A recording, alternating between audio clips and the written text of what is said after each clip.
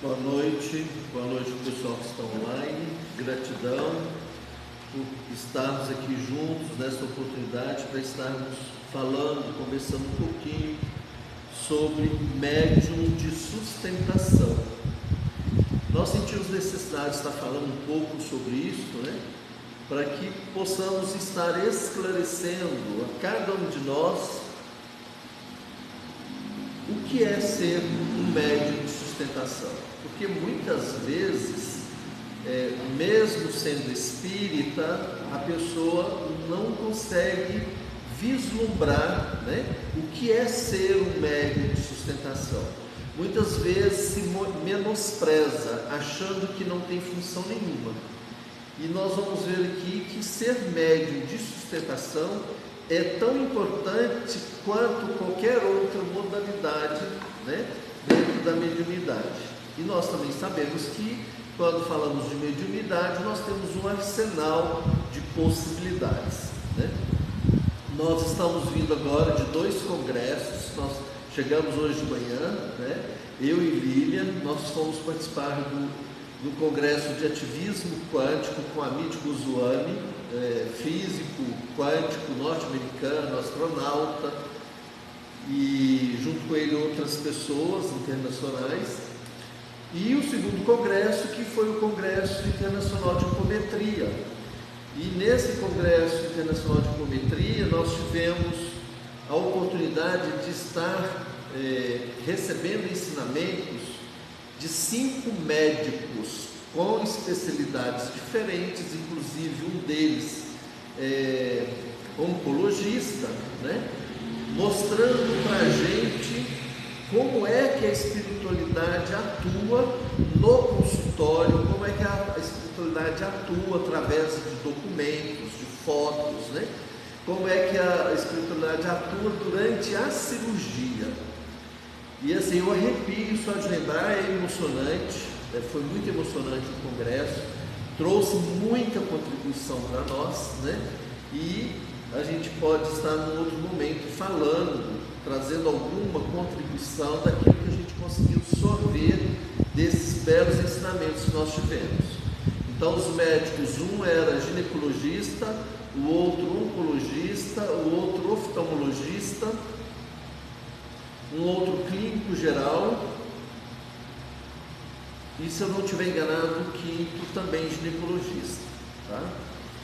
Então vamos lá, o que seria esta mediunidade de sustentação? Nós vamos fazer uma introdução aqui primeiro, trazendo algumas reflexões, e a primeira reflexão que a gente quer trazer é esta aqui. É inútil alguém pretender tornar-se um iluminado se não é capaz nem de respeitar o horário de seus compromissos terrenos. As disciplinas de caráter são o primeiro passo, sem as quais as experiências iluminativas jamais acontecerão. Então, ouvindo o Goswami falando sobre a questão da física quântica, mudança de spin, e na apometria a gente trabalha com essa técnica, aí lendo isso aqui do Ramatiz, fica muito claro para nós. Muitas vezes nós confundimos os nossos compromissos terrenos e deixamos que eles sobressaiam em relação aos compromissos espirituais.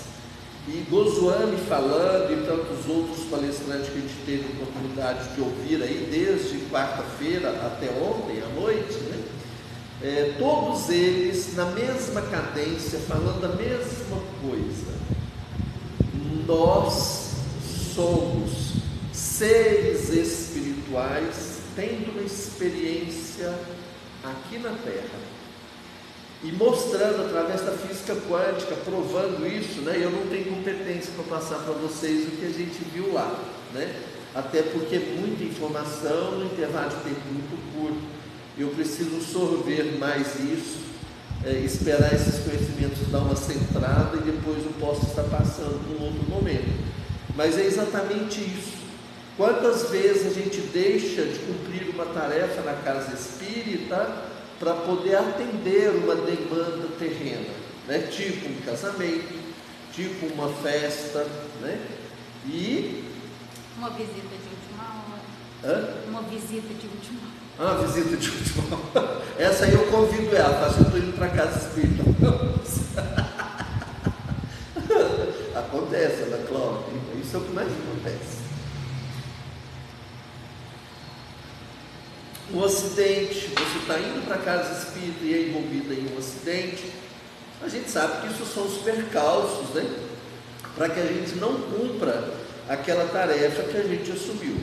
Mas o que a gente precisa? A gente precisa ter um compromisso, né?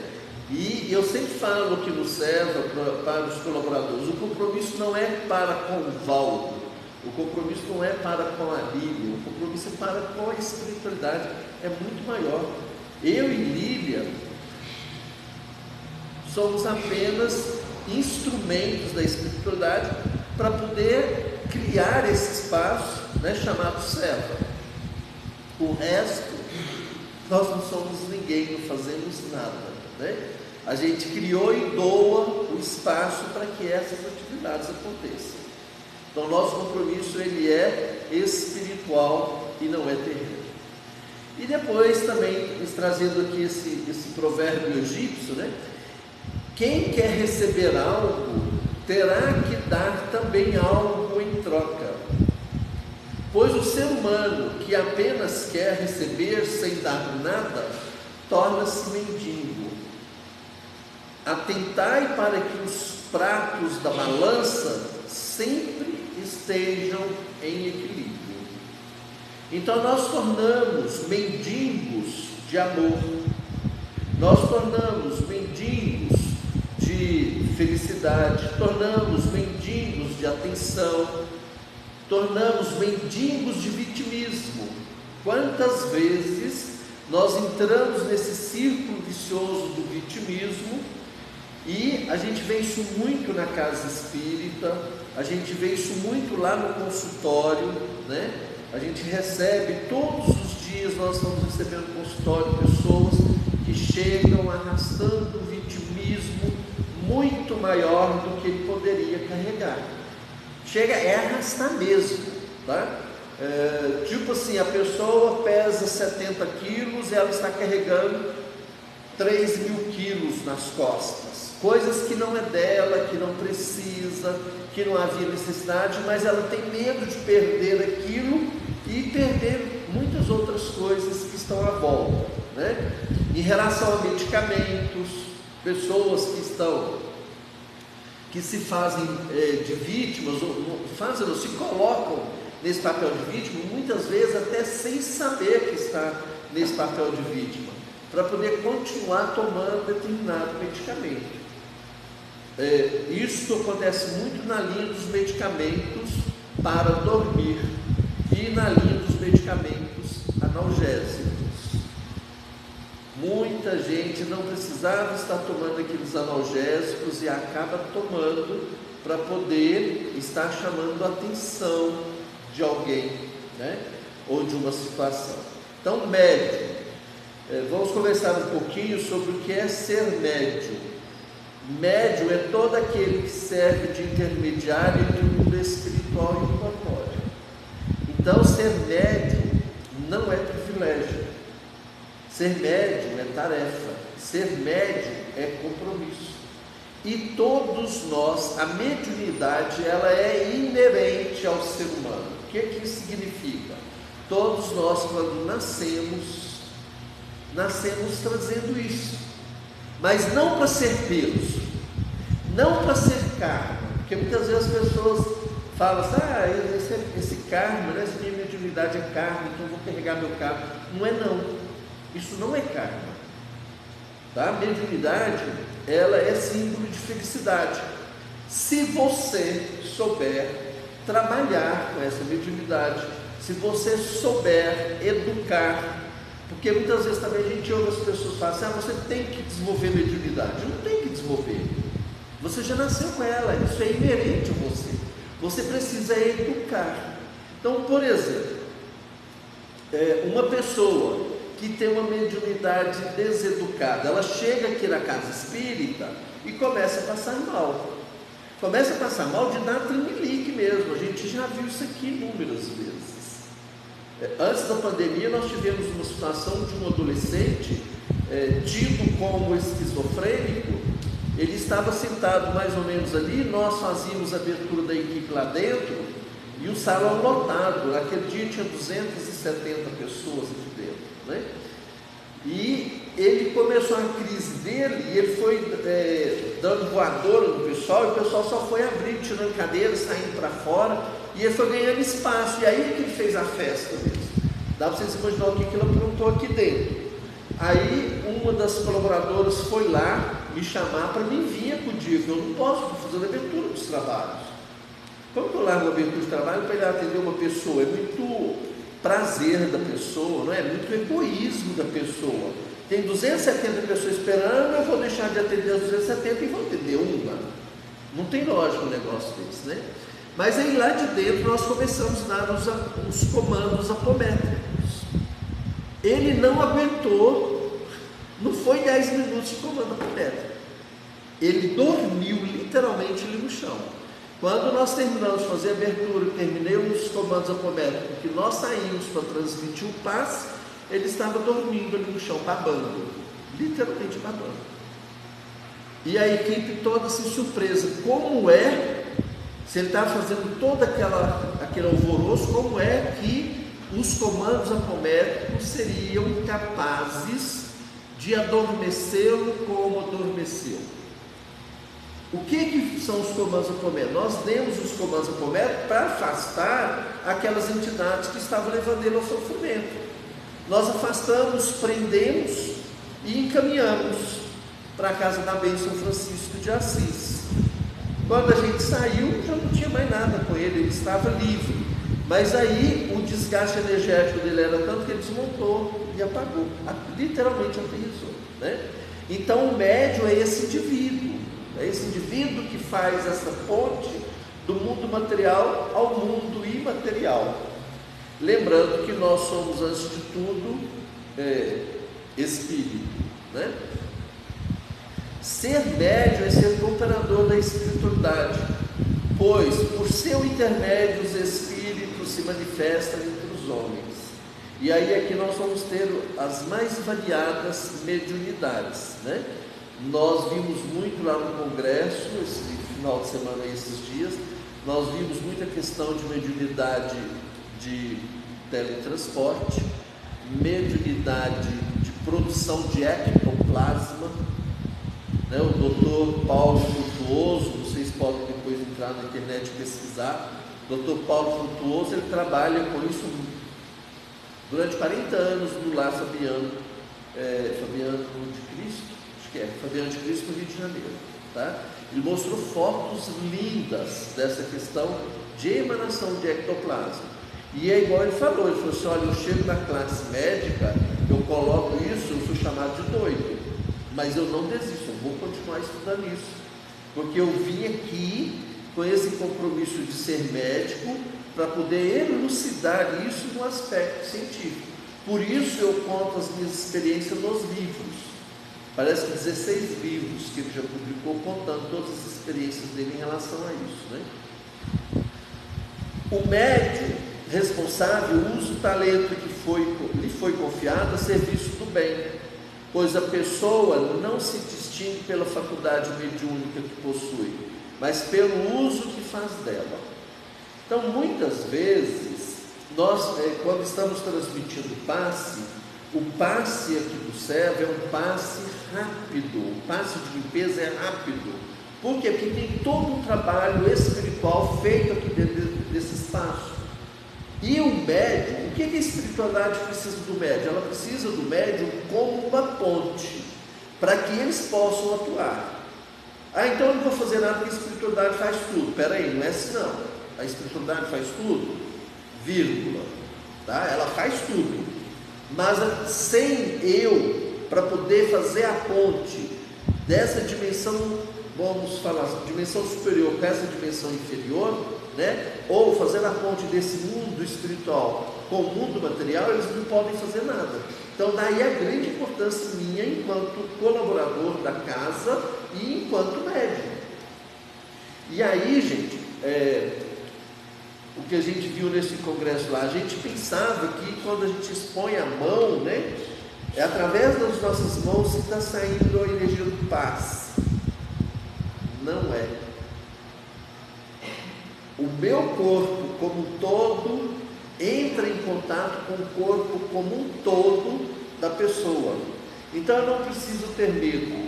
Basta eu amar, basta eu orar, basta eu vigiar e basta eu trabalhar. Nós ouvimos muito por aí, né? Orar e vigiar. Precisamos amar. É a primeira coisa. Amai, orai, vigiai e trabalhai.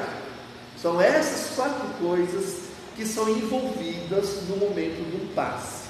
Então nós não precisamos colocar a mão na pessoa, nós não precisamos chegar perto. Por quê? O Chico Xavier, ele tinha uma aura, segundo os indianos, quando eu estive na Índia, me falaram isso que eu não sabia, que a aura do Chico era 12 quilômetros de raio.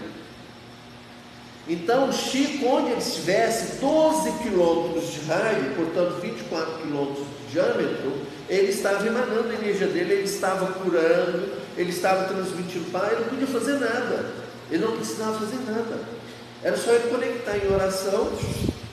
Assim somos nós, mas eu não estou dizendo que eu tenho um raio de 12 quilômetros, eu posso ter 20 centímetros, já é o suficiente, essa energia está sendo emanada aqui. Mas se o Chico tinha 12, por que eu não posso ter pelo menos uns 60, para poder chegar mais perto da Thaisa? E vai que a Thaisa tem 1,40 m, já chegou aqui em mim e já está me tratando, entendeu? Então é essa visão, né, espiritual que a gente está pensando, refletindo sobre essas informações que nós recebemos.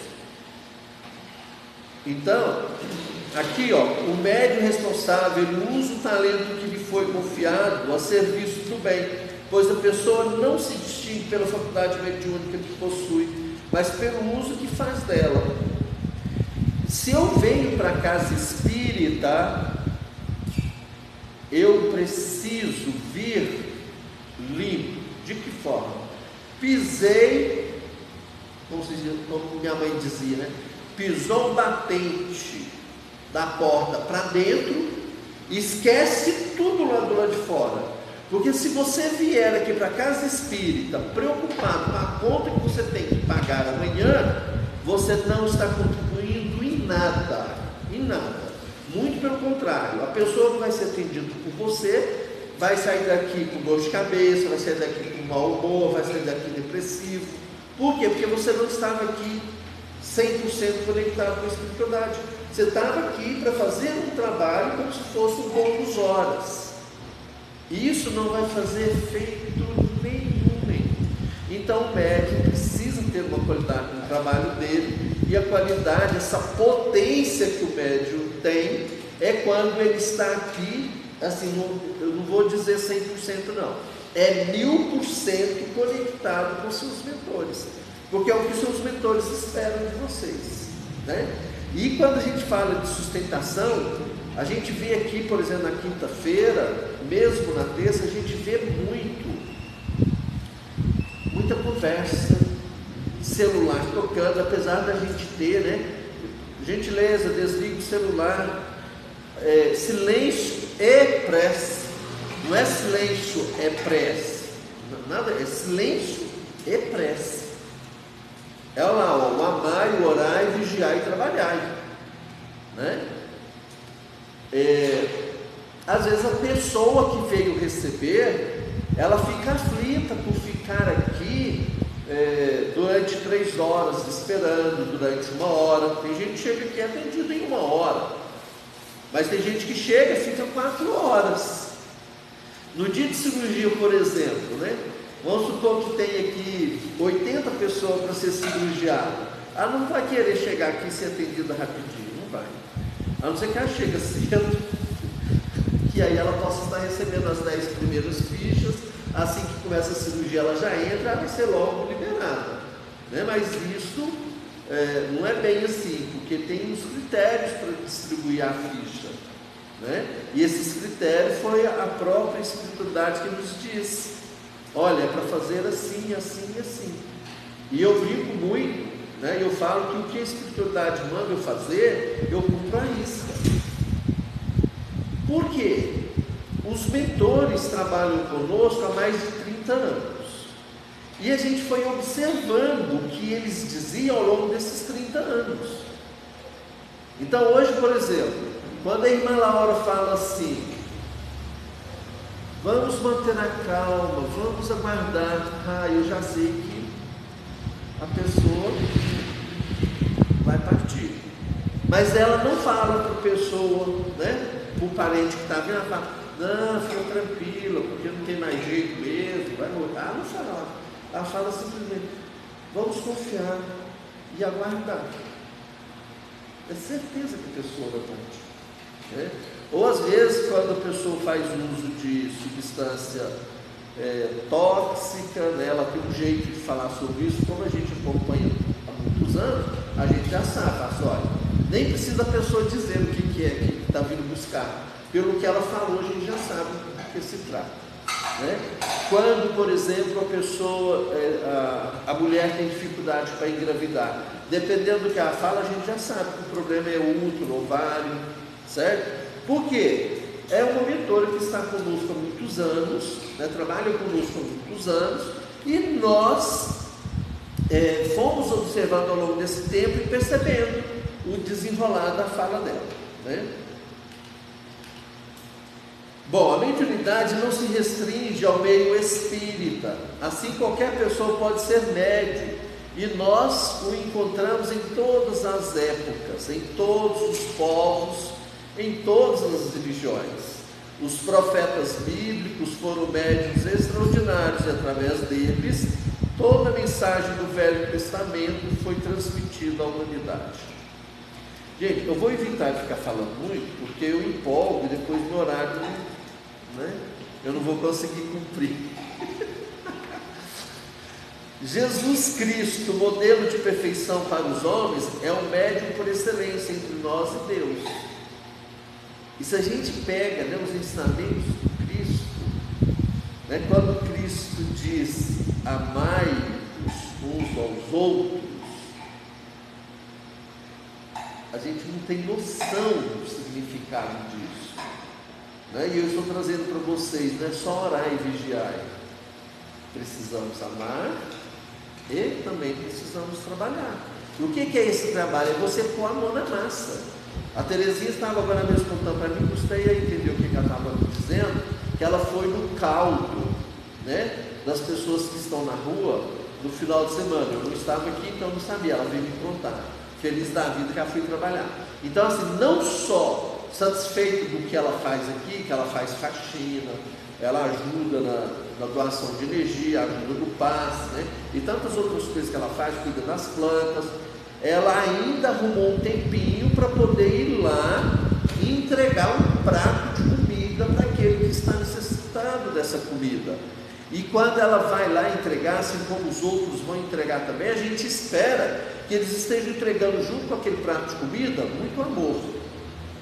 Porque se não tiver o amor naquilo, aquele prato de comida não vai fazer o menor significado, não vai nem matar a fome física da pessoa, porque vai pegar aquele prato de comida e vai colocar por lá, né? E todos eles falam para a gente, nossa, que caldo gostoso. Há 27 anos nós fazemos esse trabalho. Há 27 anos nós não perdemos a magia de entregar esse prato de comida para quem está com fome. E eles amam, eles ficam loucos com o nosso caldo, né? Mas por quê? É por conta dos ingredientes que estão dentro do caldo. O nosso caldo ele é suculento, são 6 quilos de carne, calabresa. Então, assim, você vê a carne, mas não é por isso. Não é por isso não é pelo fato de ter calabresa no caldo, ter o bacon, ter a carne que é saboroso e que eles gostam. Não é isso. É o amor que é usado na preparação, desde o momento da preparação. Aliás, antes disso, Quando a gente pede para as pessoas, cada pessoa que vem doa uma parte, né, um componente para aquele caldo, ela está fazendo isso com muito amor, a gente percebe o ato da entrega. Às vezes tem pessoas que chegam e entregam-se, né? Outros chegam com carinho, te entregam com carinho. Você sente essa vibração, a gente sente essa energia, a gente sabe. E o pessoal que vem para cá para poder preparar, vem com todo carinho, com todo amor, não vem para cá correndo, não, eu vou vir, eu venho, é uma hora só que eu vou ajudar aqui e vou embora. Não é assim, o pessoal vem, fica aí, né Maria Amélia? Maria Amélia é uma das que vem e fica aí, papeia, conversa, reza, pica lá os ingredientes, põe no fogo, invasa às vezes, é tudo com muito amor, e é isso que a gente precisa dentro da seara do Cristo, né? Isso é ser realmente um médium. Aqui, ó, é dever do médium, se ele for responsável, né? Amar, orar, vigiar e estudar. Tem médium, gente, na casa espírita a maior dificuldade que a gente encontra são de colaboradores que não querem estudar. Como que vai ter qualidade de energia? Como que vai saber resolver, né, uma situação? Aí ele não consegue, ele não estuda. A hora que tem uma coisa séria, o que eles fazem? Eles correm atrás do presidente da casa, para o presidente resolver. Todas as pessoas que estão dentro de uma casa espírita, energeticamente, têm a moral de resolver qualquer problema grave que chega dentro da casa espírita. A casa espírita é um pronto-socorro, está sujeito, né, a receber situações assim inesperadas a qualquer momento. Então não podemos ficar esperando o mentor ir lá resolver, não podemos ficar esperando o presidente ir lá resolver. E se o presidente estiver atendendo?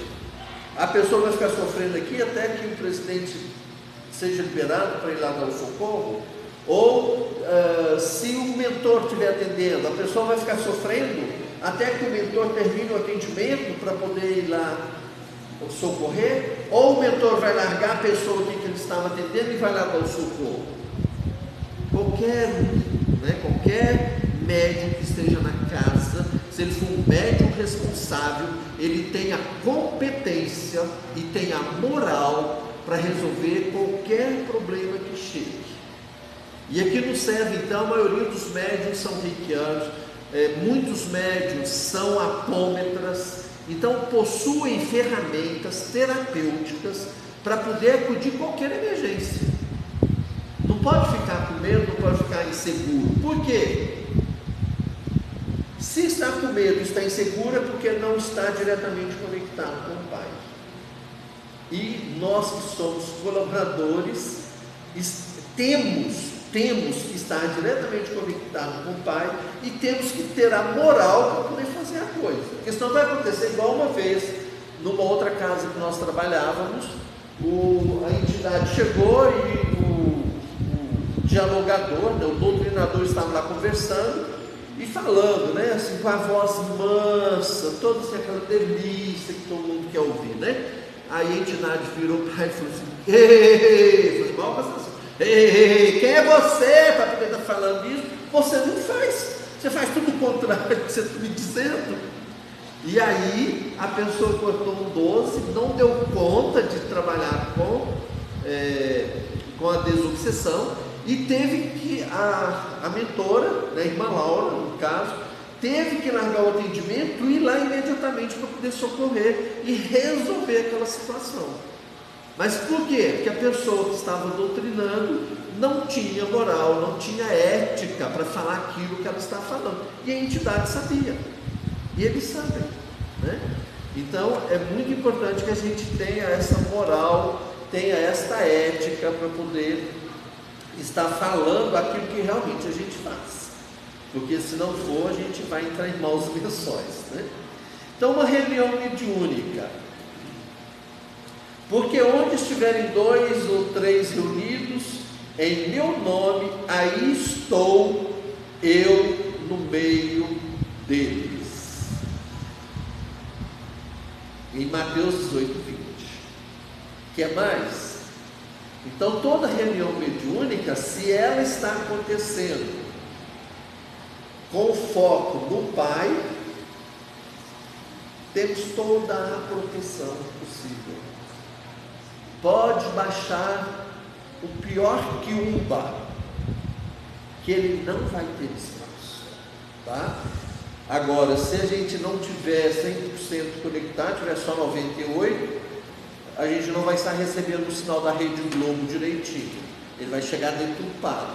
Se vai chegar deturpado, sinal de que a gente vai receber as informações deturpadas. Então, nesse caso, né, se você tiver só 98% conectado com o Pai, 99,9% conectado com o Pai, você vai ter problema na casa espírita. O que é uma reunião mediúnica e a que fim ela se destina? Então, no livro dos Médiuns, no capítulo 29, item 331, Allan Kardec afirma: uma reunião é um ser coletivo. Então, nós aqui, não é mais a minha individualidade, a individualidade da Lília, da Thaisa, da Ana Cláudia, de cada um de nós. Não é. Nós aqui somos um ser coletivo. Um ser coletivo que estamos todos aqui vibrando e tentando entender essa questão da mediunidade e, sobretudo, a mediunidade de sustentação. Porque cada um que vem aqui para receber, se ele não tiver na sintonia perfeita, ele não vai receber. Aí ele vai sair e vai dizer lá, fui naquela casa, não gostei, lógico. Ele veio para o Seva, que tem uma conexão X, conectado, suponhamos, com a igreja evangélica. É lógico que ele não vai receber. Está tendo dissintonia, não está tendo sintonia. Precisa ter sintonia. Eu fui lá naquela casa, fiz a cirurgia não valeu de nada. Lógico, você está aqui esperando milagre, dando uma de vítima. Cadê a sua contribuição? Cada um de nós que viemos à casa espírita, precisamos ter claro para nós que nós somos responsáveis pela nossa cura. Ninguém cura ninguém. A casa espírita vai te dar as ferramentas para que você encontre a sua autocura. Foi isso que Cristo fez. Cristo preparava todo o ambiente energeticamente para a pessoa receber a cura. Mas receber a cura como? A pessoa precisava querer. Lembra lá do caso daquela mulher que tocou o manto de Jesus e Jesus disse: alguém me tocou. Como é que ele sabia que alguém tinha tocado? E aí a mulher disse: sou eu, Jesus. Eu quero a cura. Ontem, foi o doutor Paulo Frutuoso que falou, pergunte para a pessoa se ela realmente quer ser curada. Foi ele, não foi? É exatamente isso. Então, assim, a pessoa realmente quer ser curada? Ou ela quer continuar sendo vítima? Porque se ela quisesse continuar sendo vítima, por falar nisso, a gente tem coisa para você, viu, Ana Cláudia? Que a gente está fazendo outro congresso. Depois a gente conversa. Da sua cistite. Então, você vai ver, você vai ficar bege.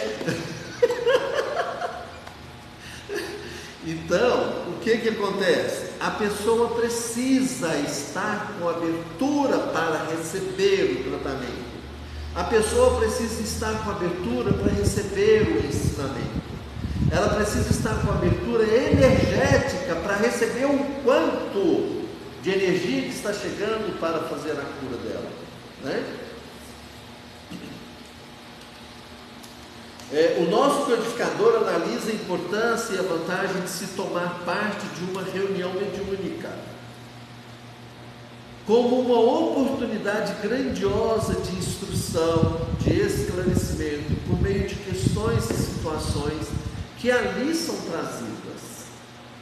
Para participar desse tipo de reunião, a pessoa deverá estar imbuída não só de espírito de serviço, mas precisa de muita seriedade né? Na integral acepção da palavra, silêncio. Quantas vezes a gente tem que pedir silêncio? Silêncio, por favor, né? Precisa de uma vibração do trabalho que está acontecendo lá dentro, é um trabalho de cura. Precisa ter uma vibração dentro desse espaço inteiro. Se a vibração está acontecendo só lá dentro, compromete o trabalho, porque lá dentro é muito menor do que esse espaço. Lá dentro tem muito menos gente segurando a energia do que as pessoas que estão aqui de fora.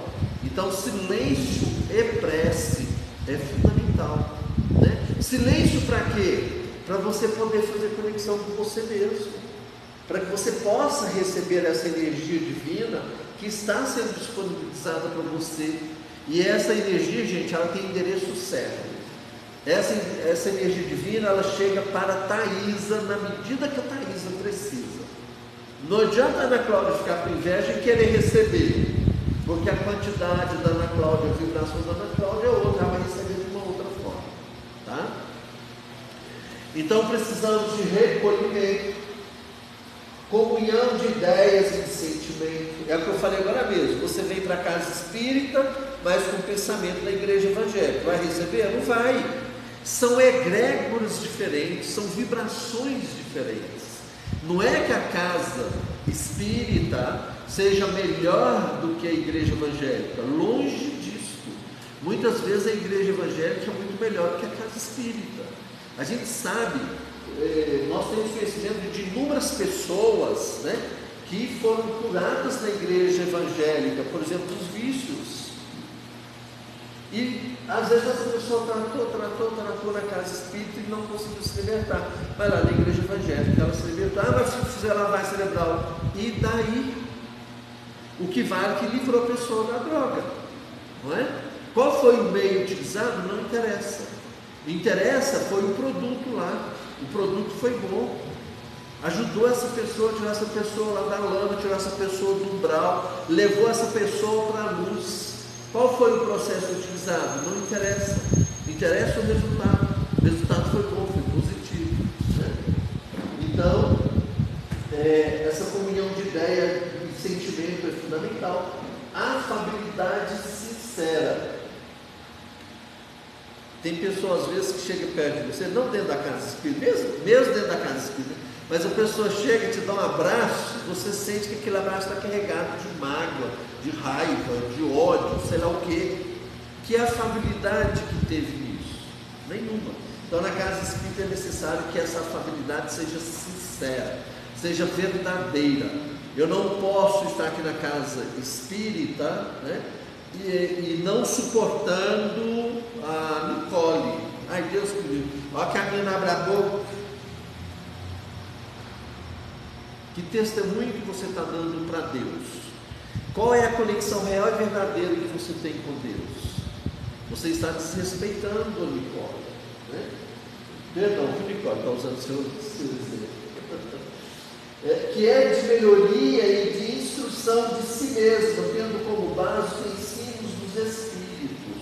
Então toda reunião, né, espírita, a gente vai estar recebendo informações, e essas informações vão chegar para estar nos instruindo.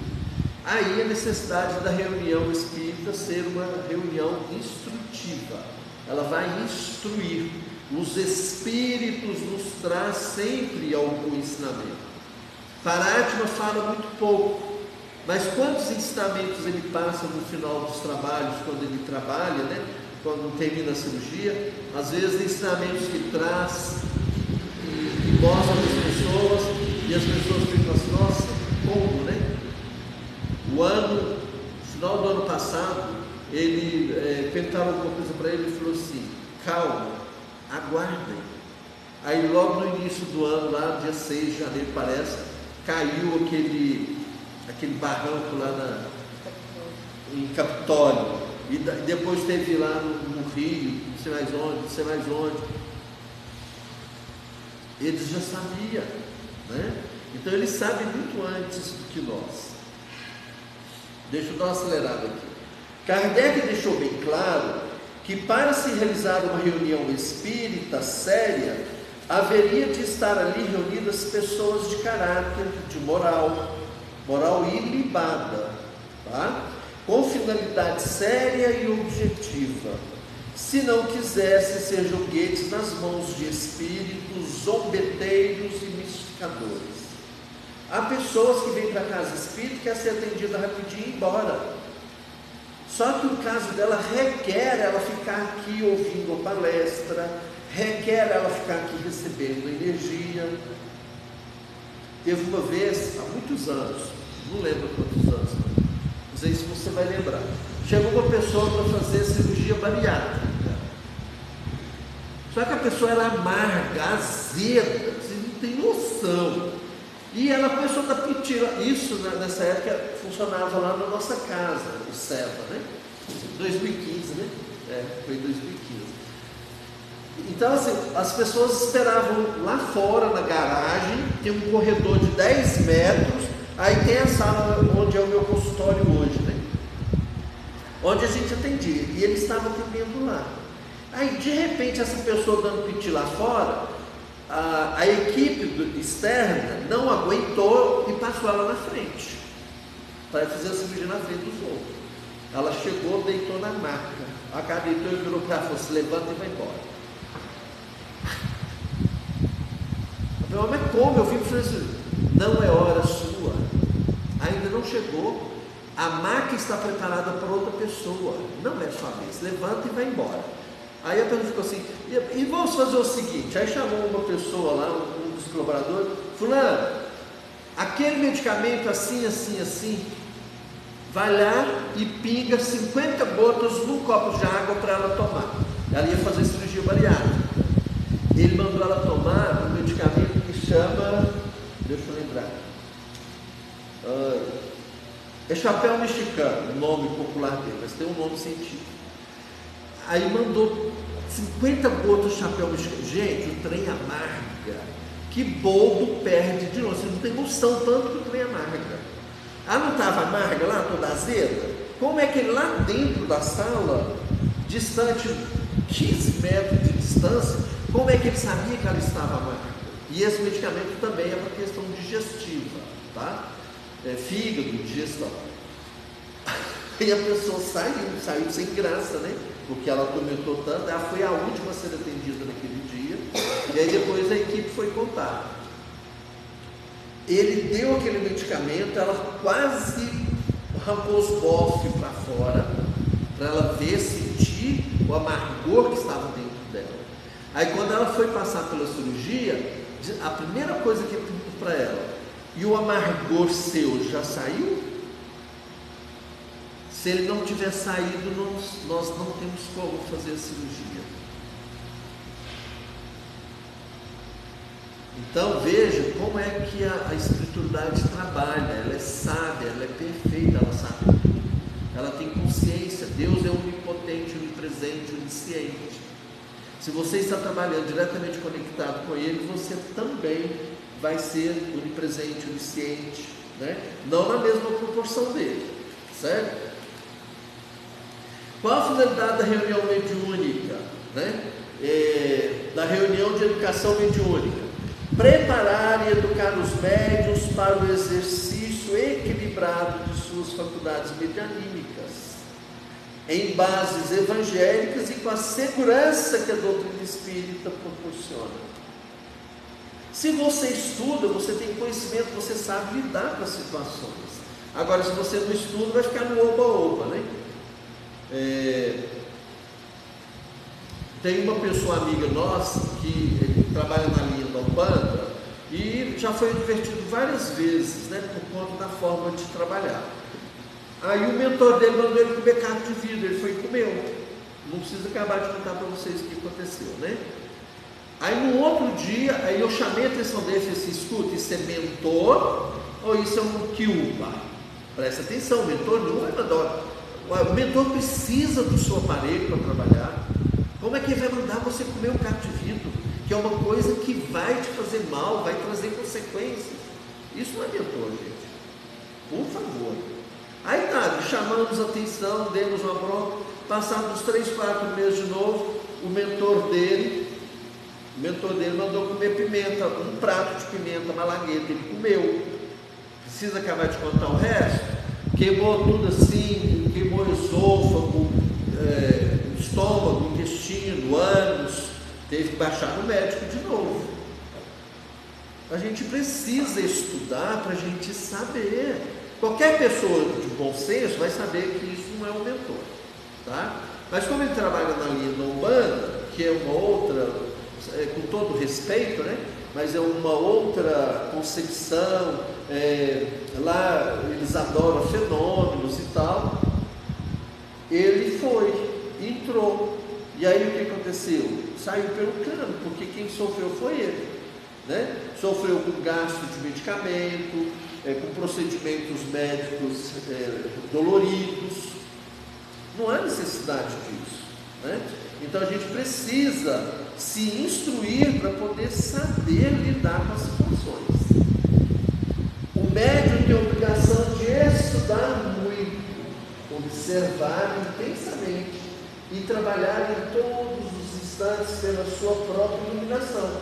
Isso aqui, ó, quem disse isso foi o benfeitor Emmanuel, lá no livro Consolador, na pergunta 392. Está vendo como é necessário? Precisamos estudar mesmo, né? Não é ler não, gente. Ontem no congresso também teve um palestrante que falou: os espíritas leem muito, mas estudam muito pouco, né? É mais ou menos assim, lê muito e estuda muito pouco, né? Um outro esclarecimento aqui, olha, o espírito de Viana de Carvalho, esclarecedor ao dizer que a educação mediúnica é para toda a vida. Tem gente que tem a audácia de chegar para nós e falar assim: eu estudo espiritismo tem 20 anos, não vou participar da escola de médico. É para toda a vida, não é 20 anos. Imagina o Divaldo Franco, quantos anos de mediunidade ele tem? Imagina se ele estudasse até hoje. Ele estaria trazendo os conhecimentos que ele traz para nós? Não estaria. Veja o Chico, quantos anos o Chico trabalhou, né, na Seara, quantos livros ele escreveu. E você acha que ele não estudava? Estudava sim, a cada livro que ele estava escrevendo era um estudo, tá? Morreu, estudou até morrer, né? Sendo assim, podemos depreender que a educação é fundamental para o espírita e de forma especial para os participantes, futuros e atuais das reuniões mediúnicas. Então, muitas vezes a pessoa vem na casa espírita como participante. Aí eu vim conhecer, e aí esse eu vim conhecer, gostou, ficou. Outro veio pela dor. Aí eu vim porque eu estava com câncer. Lembrando do caso aqui, eu estava com câncer da bexiga, curei, agora não venho mais. Ou, né, eu curei do câncer de bexiga e agora eu quero ser colaborador da casa, como retribuição. Veio pela dor, mas está tendo um reconhecimento, está tendo uma conexão, né? E aí ele precisa também estudar. Então a finalidade das reuniões mediúnicas está estreitamente relacionada com a educação do espírito, a fim de que não sejamos meninos no atendimento. Ou seja, não dá para fazer atendimento meia boca não. Nós tínhamos uma colaboradora do SEVA, logo quando começou, que ela era cheia de... Ana Cláudia passava lá e falava assim: olha, compra uma ametista e coloca no criado na sua cama. Aí a Maria Amélia passava e falava assim: olha, toma um chá de camomila. Aí a pessoa que estava sendo atendida: para que eu vou tomar chá de camomila? Para que eu vou colocar uma pedra de ametista no criado? Não sei, pergunta para o Valdo.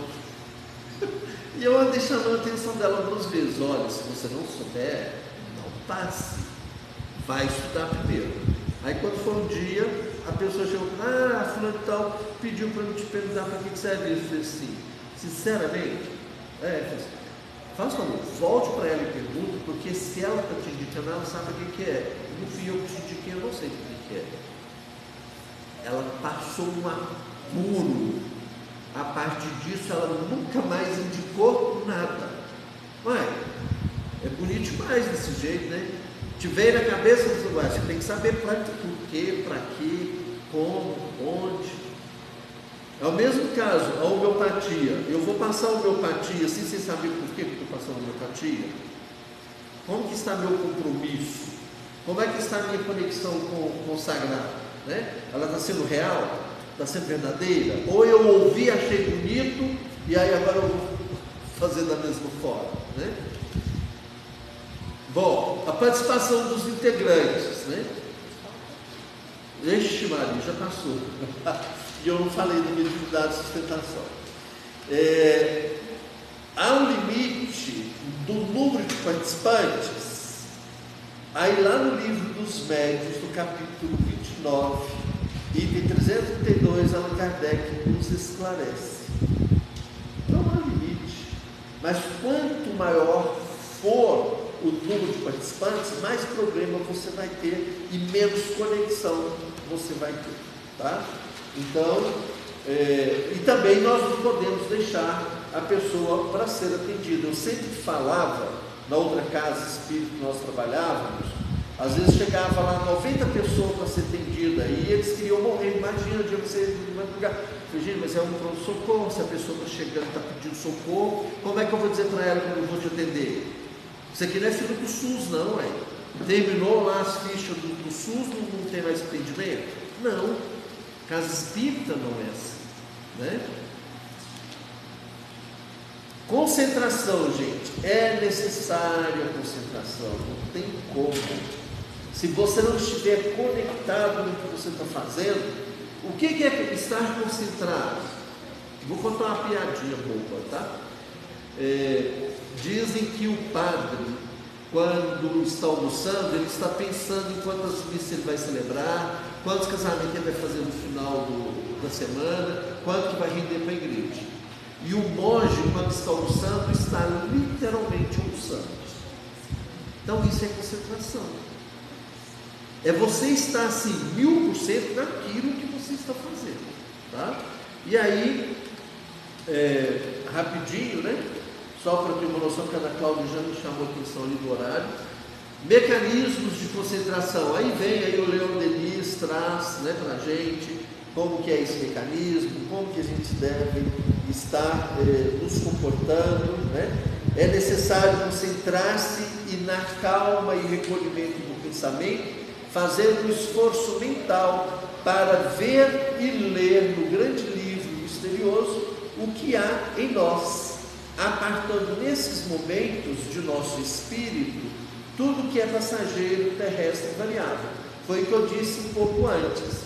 Não dá para você vir para a casa espírita, seja para receber um tratamento, seja para trabalhar, pensando nos boletos que você tem para pagar amanhã de manhã. Não dá. Você tem que estar aqui assim, 1000% de consciência, corpo, alma presente. Não tem a missa de corpo presente? Aqui você tem que estar corpo, alma, espírito, tem que estar tudo presente, porque senão não vai funcionar, né? Fatores importantes da concentração. Aqui, ó, tem uma lista, né? Esta lista, ela está lá no livro Instruções Psicofônicas de André Luiz, no capítulo Concentração Mental. Então eu não vou explicar, vou só ler rapidinho. Não ouvide fora do santuário de sua fé o concurso respeitável que compete a você dentro dele. Preserve seus ouvidos contra as tubas de calúnia ou de maledicência. Quantas vezes a gente está na casa espírita, chega você viu? Fulano está aqui, mas no final de semana bebeu todas, está até ressaqueado aqui agora. Que qualidade de energia você está? Talvez aquele que bebeu todas no final de semana, né, está ali trabalhando com amor, com carinho, orando e vigiando aquele momento, a qualidade de energia dele seja melhor do que a sua, que está caluniando ele, né, ou então está apontando o dedo. Não empreste seu verbo a palavras indignas, a fim de que as sugestões da esfera superior lhe encontrem a boca limpa. Não ceda seus olhos à fixação das faltas alheias. Cumpra o seu dever cada dia, por mais desagradável ou constrangedor lhe pareça, reconhecendo que a educação não surge sem disciplina. Quantas vezes o colaborador, não quero mais fazer isso. chega, eu cansei, essa tarefa eu não quero. Tiro, eu não quero mais lavar com vaga no céu. Agora eu quero ir lá para a máquina e colocar minha mãozinha lá.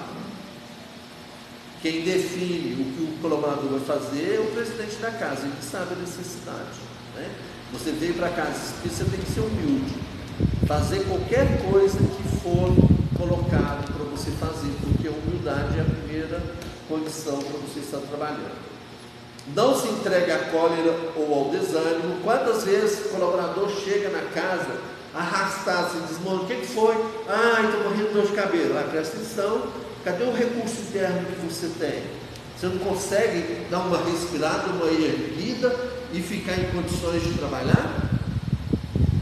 Muitas vezes chega aqui no céu, a gente tem casos, o colaborador que chega com muita dor, seja dor de cabeça, seja o que for, a irmã Laura vira e fala assim, vai trabalhar que sabe.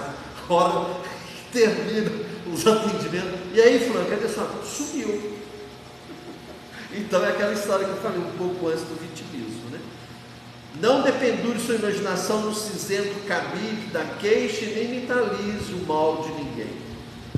Aprenda a encontrar tempo para conviver com os bons livros. Cultive o auxílio constante e desinteressado aos outros, porque no esquecimento do próprio eu, você poderá então concentrar as suas energias mentais na prece, de vez que, desse modo, o seu pensamento erguer-se-á vitorioso para servir em nome de Deus. Bom, gente, a integração, o conjunto, tem uma fala de Jesus, né? Onde dois ou mais estiver, lá eu estarei. Então eu acho que esta frase representa bem essa questão da integração, a importância do conjunto. E nós sabemos que quando falamos de trabalho espiritual, a dosagem, a porcentagem é N elevado a N. O que significa isso? Se estivermos dois orando, são 4 espíritos que estão dando assistência, porque é 2 elevado a 2. Se tivermos 3 colaboradores, é 3 elevado a 3, então são 9 espíritos. Se tiver 4, é 4 elevado a 4, então já são 16 espíritos. Né? Se tiver 5, é 5 elevado a 5, perdão, 32, anterior. 5 elevado a 5, 125 espíritos. E aí vai, imagina quando você tem, né? No caso a gente tinha aqui antes da pandemia 108 colaboradores. 108 elevado a 108, quanto é? Uma infinidade, não cabe aqui dentro, tá? Dos integrantes das reuniões mediúnicas, né? O codificador, ou seja, Allan Kardec, ele diz: as sessões serão particulares ou gerais. O que significa isso? Particulares, há situações quando o trabalho de desobsessão não dá para ser feito em público, precisa ser reservado. Por quê? Porque as pessoas que estarão ali dentro daquela sala foram preparadas para aquele tipo de trabalho. Outros que são públicos, aqui agora, por exemplo, estou fazendo uma palestra pública, é geral, certo? Num trabalho de materialização, igual o doutor Paulo Frutuoso trabalhou, né, tem há 4 anos que não acontece mais, lá no Rio de Janeiro. Gente, é escolhido assim, a hiperdedo, quem é que vai participar de um trabalho desse? É seríssimo, tá? Bom, gente, do dirigente, né? Aí no livro Consolador, Emmanuel afirma na questão 374, os dirigentes das sessões devem ser o raciocínio e a lógica, porque muitas vezes chega informação para a gente assim, né? Você precisa passar pelo crivo da lógica, pelo crivo do raciocínio, né? Para não magoar o médium, né? E para não magoar a pessoa que está sendo atendida também. Então, assim, é uma situação bem delicada, né? Do médio ostensivo e o médio de sustentação. O médio ostensivo é aquele que trabalha mediunicamente. Então, o médium de psicografia, ele é um médium de mediunidade ostensiva. Um médium de psicofonia. Agora, o médium de sustentação não é. Então, por isso que muitas vezes o médium de sustentação acha que ele vem para a casa espírita e não faz nada, né? E ele faz muito. Então, aqui vem uma fala primeiro do que é ser médium. O ser médium é, aqui olha, é meio, intermediário. Segundo Kardec, os médios são pessoas acessíveis à influência dos espíritos e mais ou menos dotados da faculdade de receber e transmitir as comunicações deles. O médium é intermediário para os espíritos, sendo um agente ou um instrumento mais ou menos cômodo, conforme a natureza ou grau da faculdade mediúnica, cuja estrutura depende de uma disposição orgânica especial suscetível de desenvolvimento. Então nós somos aquele que põe a mão na massa, né? E o médium de sustentação? Aí vem uma fala aqui, ó, do Coríntios, 1 Coríntios 5,6: não sabeis que um pouco de fermento faz levedar toda a massa? Então, isso é o médium de sustentação. O médium de sustentação, o próprio nome está dizendo, ele está lá segurando, ei, o negócio está feio, ele está ali, ó. Ele é muitíssimo importante, tá? E aí aqui vai trazer uma fala, olha aqui, ele é, a mediunidade dele, ele é um irradiador constante de plasma psíquico e mental, é ele que sustenta o trabalho. Dia de cirurgia aqui, por exemplo, quando nós recebemos a caravana de São Paulo, veio, parece 55 pessoas, né, no dia da cirurgia. E aí tinha 80 cirurgias para acontecer no presencial. As 80 cirurgias foram feitas em 1h20, me parece. Aí em outros... Por quê? Porque aquele pessoal todinho que estava aqui, aquela caravana inteira, estava aqui no salão, orando, vibrando, conectado com o trabalho que estava acontecendo lá dentro. Então o que aconteceu? O mentor teve suporte, ele teve energia para fazer cirurgia, e a cirurgia foi assim. Aí outros dias tem, tipo assim, 50 cirurgias, e as cirurgias acontecem em 2 horas, em 3 horas de trabalho. Por quê? Não tinha sustentação, nem das pessoas que estavam sendo cirurgiadas, e da equipe de médiuns, que eram poucos. Tipo assim, veio 6 médiuns naquele dia. Não tem energia suficiente para um trabalho de cirurgia acontecer, tá? É aquilo que eu falei, a espiritualidade precisa da nossa energia, a nossa energia zoou, a energia que nós recebemos da espiritualidade é a energia capa, então é capa mais zoou, essa energia capa entra pelo nosso coronário, desce até o nosso coração, em nosso coração ela é aquecida pelo fogo que arde, e através de nossas mãos ela irradia na forma de cura. Então, quanto mais pessoas estiver centrada, compenetrada, compromissada, concentrada, mais energia vai ser doada para o trabalho. O trabalho torna-se leve, né? E ao mesmo tempo ágil. A mediunidade generalizada é aquela mediunidade em que os médios ignorados hoje, mas que se manifestaram só mais tarde, e se espalharão qual oceano sem margens, levando de moldão a incredulidade e a ignorância. Me faz lembrar agora, lembrando aqui agora, olha que eu li isso aqui. Nós tivemos uma colega nossa de uma outra casa, que ela virava para a irmã Laura e falava assim: irmã Laura, não vejo, não sinto, não percebo, não sei o quê. Quando foi passar muitos anos depois, né? A gente estava lá no trabalho, no encerramento de trabalho, ela vira para a irmã Laura e falou: irmã Laura, só pode me explicar esse ser assim, assim que eu estou vendo? A irmã Laura virou para ela: como? Aí ela: já pode me explicar esse ser também? Como? Você pode me explicar esse ser? Uai, não estou te entendendo, você não vê, você não sente, você não percebe, como é que você está vendo agora? Foi o tempo necessário, né, para essa médium, no caso, desenvolver o processo dela mediúnico de visão, tá? A função do médium de sustentação. Olha, sustentar significa ter ou segurar por baixo, suster, carregar com o peso de apoiar, impedir de cair, de vacilar, de desequilibrar ou mudar de posição. amparar, fornecer recursos a. Então, o que o médium de sustentação faz? Entendimento acerca do papel do médium de sustentação. Podemos designar por meio de denominação médium de sustentação todo aquele que, por não apresentar a mediunidade ostensiva, pode funcionar como dínamo de vibrações, garantindo assim a sustentação da corrente mediúnica. Acabei de citar aqui, de trazer, né, como exemplo, a questão das cirurgias, né?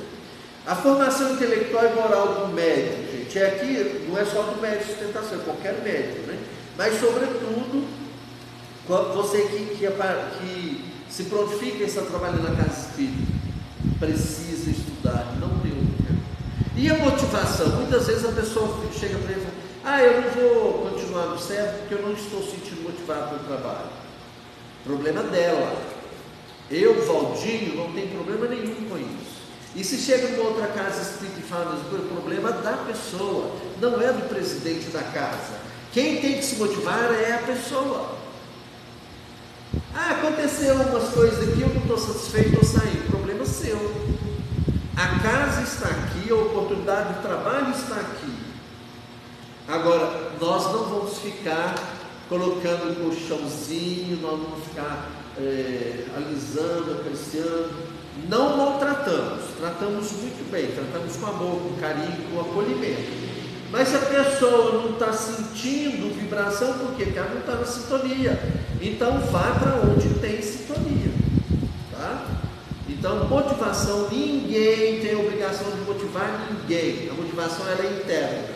É a sua conexão com Deus. Se a sua conexão está perfeita, você está motivado. Se ela não está, hoje eu não vou para o trabalho, não. Problema seu. Não é de mais ninguém. O Evangelho de mediunidade é importantíssimo, né? Que a gente tenha o Evangelho como livro de cabeceira. Para quê? Porque lá vai estar a resposta de tudo. As 5 obras, o Pentateuco, lá está a resposta de tudo. Por isso nós precisamos estudar. Não é ler, é estudar, né? E aí chega ao final, acelerei, mas não gastei, foi só 1 hora. Não, Gratidão ao pessoal que está online, gratidão ao coração de cada um de vocês, tiveram a paciência de ouvir. Se quiser fazer alguma pergunta, né, a gente tenta ver se dá conta de responder, certinho? E eu pensei que eu iria conseguir falar isso em menos tempo, mas infelizmente não consegui. Mas espero que eu tenha sido contribuição na vida de cada um de vocês, tanto no online quanto aqui no presencial. Gratidão. Estamos aí para trabalhar.